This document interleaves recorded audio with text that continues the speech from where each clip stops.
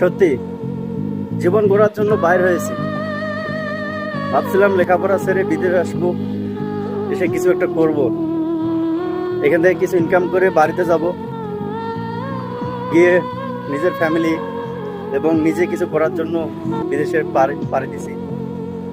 তো যাই হোক, সৌদি আরবে আছি আলহামদুলিল্লাহ, আল্লাহর রহমতে যতটুকুই আছি ভালো আছি। কিন্তু কি বলবো, মানে বিদেশ আসার পর বুঝছি যে মানুষ কিরকম, জীবনটা কিরকম।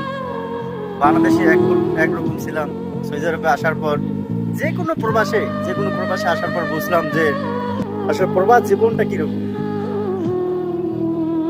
এটা অনেক বড় পাওয়া।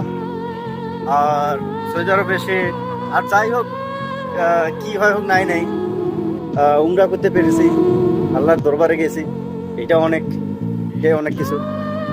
ইনশাল্লাহ সামনে আরো যাব। তো একটা কথা বলতে চাই, যারা বাংলাদেশে আছে বা বিদেশে আসবে, চিন্তা ভাবনা করে আসবেন, ভালো মাধ্যম ধরে আসবেন। আর কি বলবো, আসলে জীবনটা, পুরুষ মানুষের জীবনটা এরকমই, ফ্যামিলিকে চলার জন্য সবকিছুই করার লাগে। তো আমার জন্য দোয়া করবেন সবাই, যাতে আমি কিছু একটা করতে পারি। ইনশাল্লাহ ভালো থাকবেন। আসসালামু আলাইকুম।